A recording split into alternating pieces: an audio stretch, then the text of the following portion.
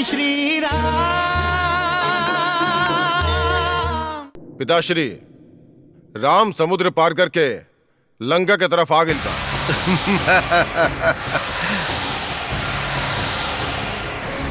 तय में भयभीत और चकित होके के का आवश्यकता बा पुत्र इंद्रजीत? ना तो हम भयभीत बानी और ना ही चकित पिताश्री। हमार कहे के अभिप्राय तो मात्र ही रहे कि कहे ना हमनी के वो लोग के भयभीत और चकित कर दे। कैसे? वो लोग पे ही समय आक्रमण करके। इतना लंबा समुद्र मार्ग पार करके अइला के बाद राम लक्ष्मण और उनकर पूरा वानर सेना पूरा तरह से थक गई होगी। ई एगो ऐसा अवसर बा जेकरा के हमनी के गवावे के ना चाहिए।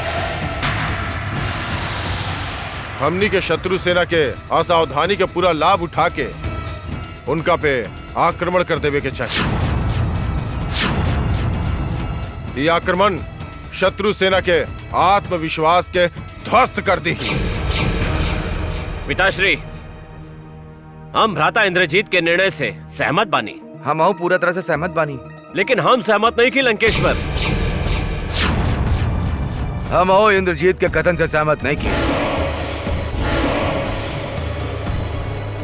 ये समय वो तपस्वी राम पे आक्रमण कईल लंका के हित में नहीं खे। काहे? मेघनाथ के योजना पर रउआ लोग के आपत्ति काहे बा? मेघनाथ के योजना हमरी खातिर हितकर काहे नहीं खे? इंद्रजीत के योजना पे अमल करे के अर्थ बा युद्ध।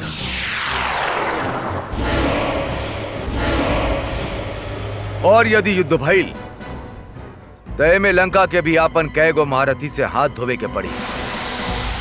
युद्ध में प्राण के हानि तो अटल बा कंपन, परंतु हमने के आक्रमण करे के का आवश्यकता बा? वो यदि केहू के आक्रमण करे के आवश्यकता बा तो वो बा ओ तपस्वी राम के। हमरा विचार में लंकेश, काहे ना हमने पहले वो राम के ही आक्रमण करे दी। ऐसे हमने के लाभ का होखी कंपन? ऐसे हमने के ही लाभ होखी कि वो आक्रमण में जौन प्राण के हानि होखी वो केवल राम के सेना के होखी, हमने के ना।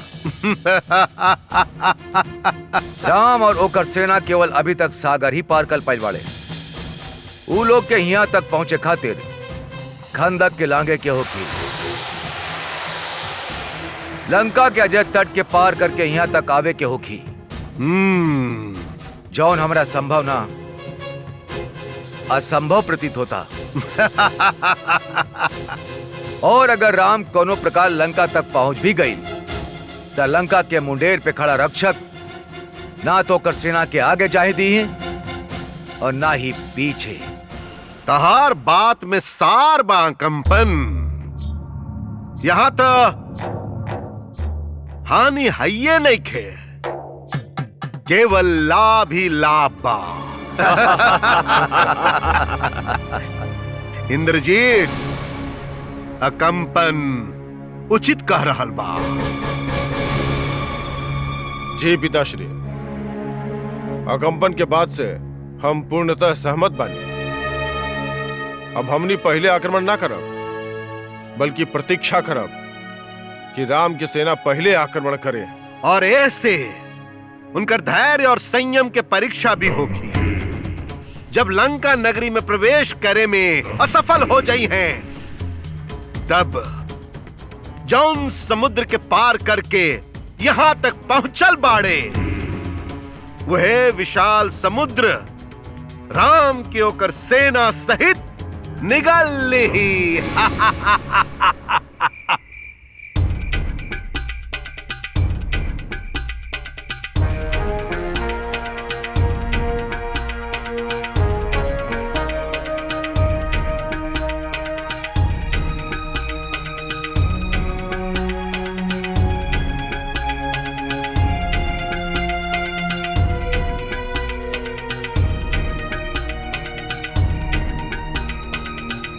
लक्ष्मण, हनुमान, इतना कम समय में इतना सुंदर शिविर बना लेला तू। राउर शिविर खातिर ये स्थान भी महाराज विभीषण चुन ले बाड़े रघुनंदन।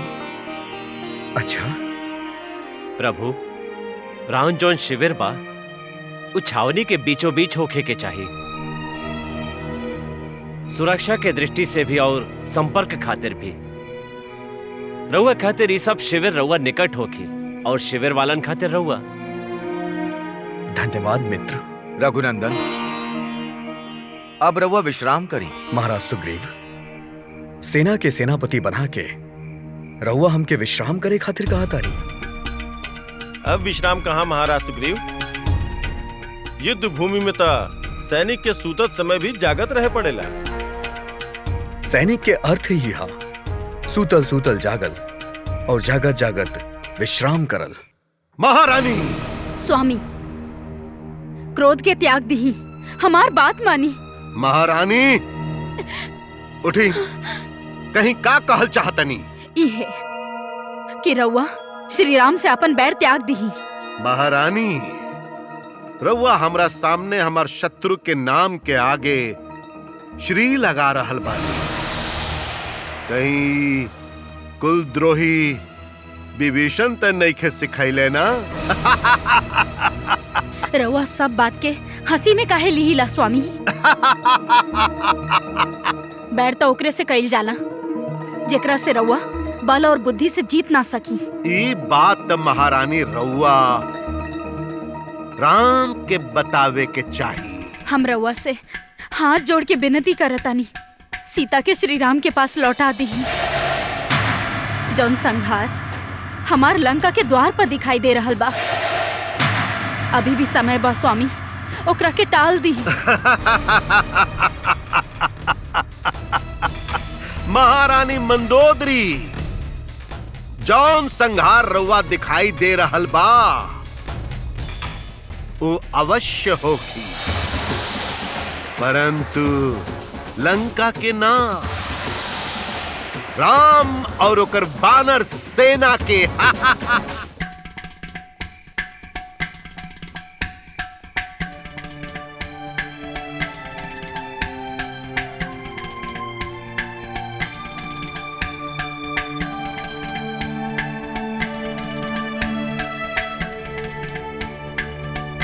महाराज विभीषण, हमनी सागर पार करके लंका तक पहुंच गए नहीं, परंतु रावण की तरफ से कोनो प्रतिक्रिया नहीं किया।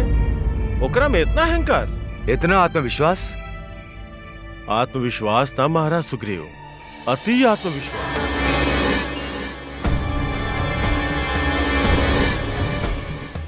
ये बिजली के चमक कैसन, वो भी बिना बादल के। महाराज विभीषण, वो है त्रिकुट पर्वत था ना? जी प्रभु, यह त्रिकुट पर्वत के शिखर पे लंकेश्वर के विलास भवन बा, जहां इस समय नृत्य और संगीत के सभा हो रहा हो। रावण संगीत नृत्य के आनंद लेत बा? प्रभु, ई जौन चमक रहे वो रावण के मुकुट में रखल हीरा के चमक रहे, जौन रवा बिजली जैसन लागल। बड़ा आश्चर्य के बात बा भैया, शत्रु के सेना आक्रमण के तैयारी कर रहल बा और रावण नृत्य और संगीत में मगन बा। एकर अर्थ बा कि ओकरा कोनो बात के भय नहीं है। सौमित्र, दशानन के रणनीति के ई चतुर चाल है। रणनीति के चलते युद्ध में चला जाला महाराज विभीषण, परंतु हमरा लगता कि रावण के बात के पता ही नहीं है कि हमने लंका तक पहुंच गए बानी। वो ई सब जाना था कि हमने कब का करेला और कब का सोचीला, उनका सबके सूचना मिल जाला। वो ई भली भांति जाना ताड़े कि हमने लंका पहुंच चुकल बानी, परंतु हमने के लंका पहुंचला पर भी उनका तनिक भी ये बात की चिंता नहीं खे। बस वो अपन आमोद प्रमोद में ही मगन बाड़े। वही जतावल चाहताड़े जैसे हमने के हृदय में उनका धाक जम जाए और लंका वासियन के मन में युद्ध के आतंक न फैले। और जब हमने आक्रमण करी तो ओकरा के वो लोग महत्वहीन समझस। ऐसन बा तो ओकरा चेतावनी देवल अति आवश्यक बा, काहे कि शूरवीर के नियम हा कि घात करे से पहले सामने वाला के सतर्क कर देवे के चाहिए।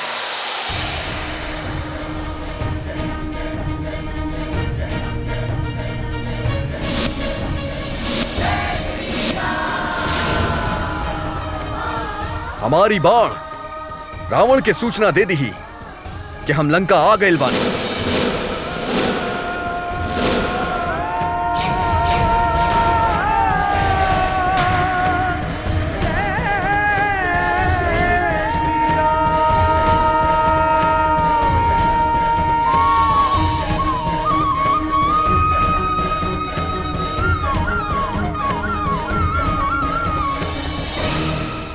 हे शिव शंकर महादेव, हे कैलाशपति, हमार पति के रक्षा करी। महारानी, काहे ए समय कैलाशपति के कष्ट दे रहल बानी? क्षमा करी महाराज, राउर के मस्तक से मुकुट गिरे के ये बहुत बड़ अपशकुन भइल बा।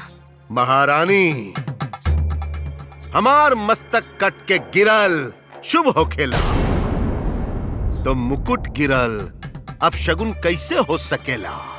स्वामी, हम राउर धर्म पत्नी हई, सदैव राउर हित ही चाहब। रउआ से हाथ जोड़ के विनती करतानी, बार बार अपशकुन हो रहल बा, राम से बैर त्याग दी। ई बाण अवश्य ही राम के रहे। राम के बाण रहे त का भइल?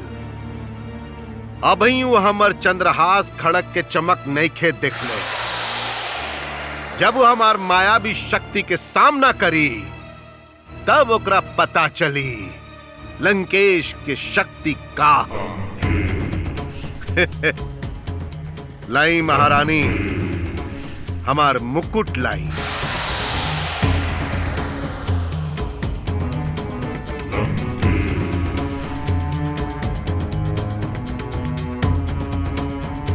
हे महादेव, लंकेश्वर के मस्तक पर मुकुट अनंत काल तक दमकत रहे। माता त्रिजटा, अब कोनो प्रार्थना फलदायी ना होगी, चाहे कितना भी पूजा अर्चना उपासना कल जाए। अब दुष्ट रावण की ओकर कल गल पाप के फल मिले के समय आ गल बा। रघुनंदन के बाण से जब ओकर पुत्र सबके, स्त्री सबके, सेनानी सबके विनाश शुरू होगी, तब ओकरे कईल अत्याचार, अनाचार ओकरे के भयभीत करे लागी। लंका के घर घर से जब आक्रोश सुनाई दी, तब ओकर अमर होके के भ्रम टूटी, और जब अपने भवन में वो मृत्यु के बढ़त परछाई देखी, तब ओकरा विश्वास होगी कि मृत्यु ओकरा से अधिक दूर नहीं खे। महाराज दशानन, राम के सागर पार करावे में अवश्य देवता सभी सहायता कैले बाड़े, काहे कि मानव खातिर ई कार्य असंभव बा। तो भुला रहल बड़ा प्रहस्त, यह देवता मुख में तिनका दबा के ए मेघनाथ के जय जयकार करत लंका तक घिसटत आइल रहलन, जौन स्वयं अपन रक्षा न कर पौले। ओ हारल देवता लोग ए जीवन में लंकेश के ऊपर आक्रमण करे के दुस्साहस नईखन कर सका।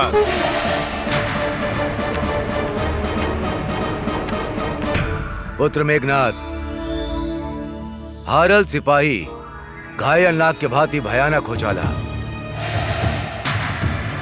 अवसर मिलला पे ओही प्रकार उछल के आवेला, जैसे भाटा में पीछे हटल सागर के लहर ज्वार बन के उमड़ के आवेला। आदरणीय माल्यवान जी, राउर आयु, राउर युग बीते के संकेत दे रहल बा। हर घड़ी उत्साहहीन और निराशा से भरल राय देवे खातिर दरबार में बैठे से तो अच्छा बा कि रउआ कोनो कोना में बैठ के पूर्णतः विश्राम करी। इंद्रजीत, हम जाना तानी शत्रु के तुच्छ सफलता से तहार भुजा उनकर वध करे खातिर फड़फड़ा रहल बा, परंतु अपन नाना जी के अनादर तारा शोभा नहीं देत। शत्रु के अवसर ना दे के हम ही आज्ञा देतानी कि तुरंत सेना तैयार कल जाए। शत्रु छोट होके चाहे बड़, अवसर मिलते अनिष्ट करेला। सुना दशानन, सिर के हिस्सा डूब जाए तो हाथी भी पानी में डूब जाला। सीता हरण के पाप तरह पीछे लागल बा, एही से सद्बुद्धि तरह से दूर भाग रहल बा। राम से धर्म के उदय है, यही से लक्ष्मी उनकर आलिंगन करेली।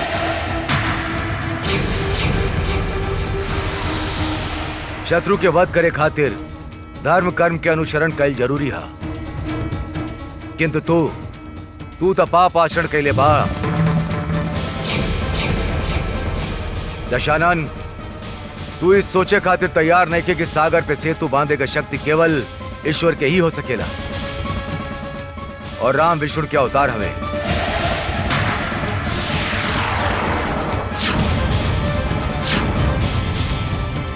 शक्तिहीन प्राणी खातिर शरण लेलल ही उचित था। अहंकार छोड़ के तारा आपन और आपन परिवार के रक्षा करे को चाहिए। रउआ हमरा के शक्तिहीन और राम के शक्तिशाली समझता नहीं। सत्य में राउर मती मारल गइल बा। यदि रउआ दरबार में बैठल रहब तो सबके मति भ्रष्ट हो जाई। रउआ से प्रार्थना बा कि रउआ यहां से प्रस्थान करी और घरे जाके आराम करी। दशानन, अहंकार में तारा आपन हित सुझाई न दी। अब तक श्री राम के बाण ही तोरा के सही दिशा और ज्ञान दी है।